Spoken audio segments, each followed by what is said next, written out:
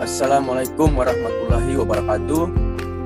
Waalaikumsalam warahmatullahi wabarakatuh. Kami dari kelompok ke-6 akan mempresentasikan materi kami tentang ketimpangan ekonomi antar wilayah. Kami di sini dalam 3A. Yang pertama, saya sendiri Junaid Abdurrahman. Yang kedua, Rostia Mile.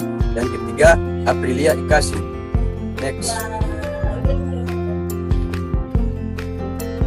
Sini ada pengertian ketimpangan ekonomi.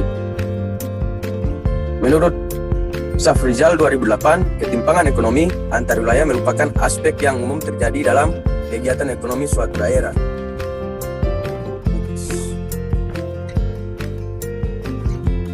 Menurut Kuznets dalam Kuncoro 2003, ketimpangan dalam pembagian pendapatan cenderung bertambah besar selama tahap-tahap awal pembangunan, baru kemudian selama tahap-tahap lebih lanjut dari pembangunan terbaik menjadi lebih kecil. Atau dengan kata yang bahwa proses pembangunan ekonomi pada tahap awal mengalami kemerosotan yang cukup besar dalam pembagian pendapatan, yang baru berbalik menuju suatu pemerataan yang lebih besar dalam pembagian pendapatan pada tahap pembangunan lebih lanjut.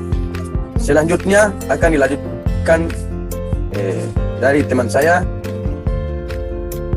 Kepada disilakan.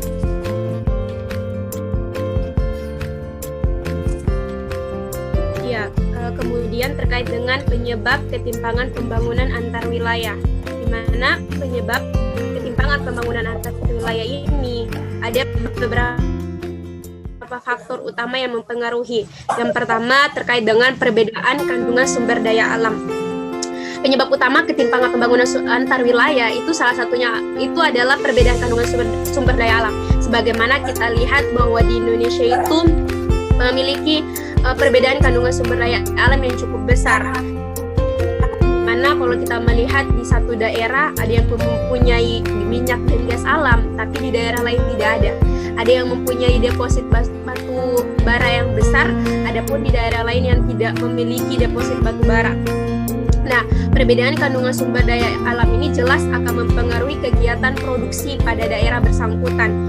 Daerah dengan kandungan sumber daya alam yang cukup tinggi akan dapat memproduksi barang-barang tertentu dengan biaya yang relatif murah dibandingkan dengan daerah lain yang mempunyai kandungan sumber daya alam yang lebih rendah. Kemudian, perbedaan kondisi demografis, di mana perbedaan kondisi demografis ini juga menjadi faktor utama yang mendorong terjadinya ketimpangan pembangunan antar wilayah.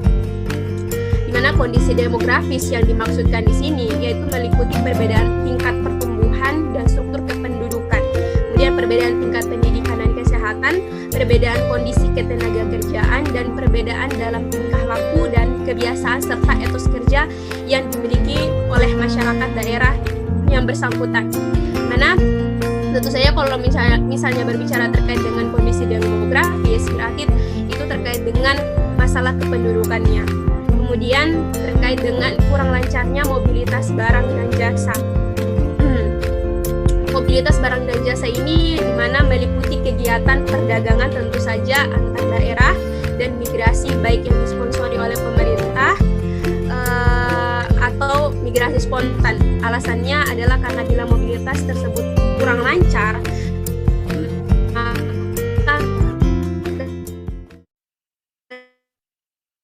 kelebihan produksi suatu daerah tidak dapat dijual ke daerah yang migrasi yang kurang lancar akan menyebabkan kelebihan tenaga kerja di suatu daerah tidak dapat dimanfaatkan oleh daerah lain yang sangat membutuhkannya. Akibatnya ketimpangan pembangunan antar wilayah akan cenderung tinggi karena kelebihan suatu daerah tidak dapat dimanfaatkan oleh daerah yang membutuhkan. Kemudian terkait dengan konsentrasi kegiatan ekonomi wilayah.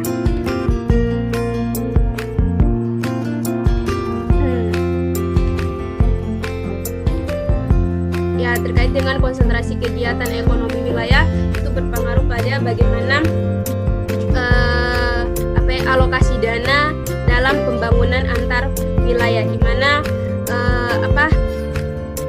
karena daerah yang dapat alokasi investasi yang lebih besar dari pemerintah atau dapat menarik lebih banyak investasi swasta akan cenderung mempunyai tingkat pertumbuhan daerah yang lebih cepat. Ya, walaupun sebenarnya ini juga dapat menyebabkan yang namanya ketimpangan pembangunan antar wilayah, karena ya sekali lagi ketika alokasi dana dari daerah, maka warga yang bertempat tinggal di situ pasti akan seperti bukan lagi pemiliknya, tapi dikeruk oleh swasta.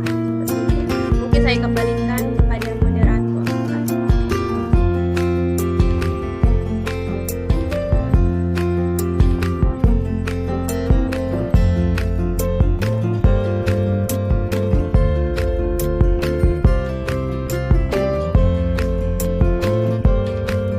Selanjutnya akan dilanjutkan oleh rekan saya bernama Rusdia Mile. Kepada Rusdia Mile, silakan. Baiklah, selanjutnya kita akan membahas mengenai penanggulangan ketimpangan pembangunan wilayah. Ya, di sini ada beberapa dari penanggulangan ketimpangan pembangunan wilayah itu sendiri. Nah, yang pertama yaitu penyebaran pembangunan prasarana perhubungan. Nah, di mana telah dibahas terdahulu bahwa salah satu penyebab terjadinya ketimpangan pembangunan antar wilayah adalah karena adanya perbedaan kandungan sumber daya alam yang cukup besar. Sementara itu, ketidaklancaran proses perdagangan dan mobilitas faktor produksi antar daerah juga turut mendorong terjadinya ketimpangan wilayah tersebut.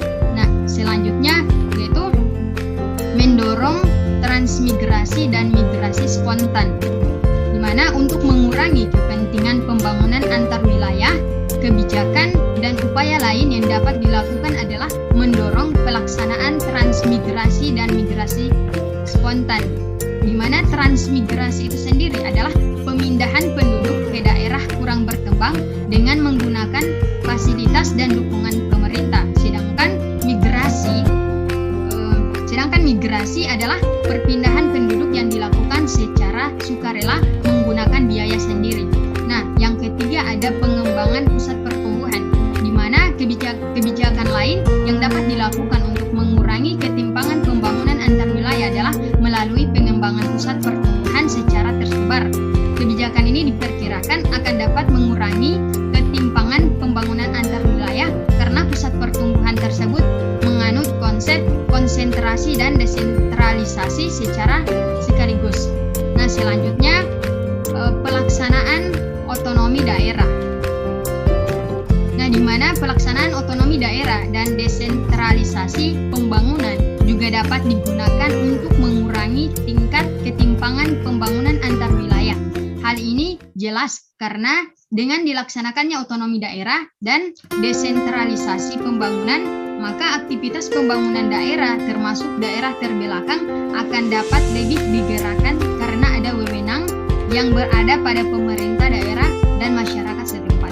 Nah, mungkin itu mengenai tentang penanggulangan ketimpangan pembangunan wilayah.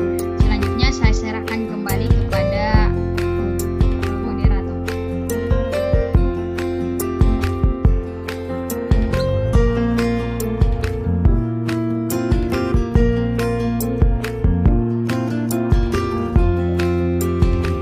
Baiklah, itulah hasil penjelasan kami dari kelompok 6 materi ketimpangan antar wilayah.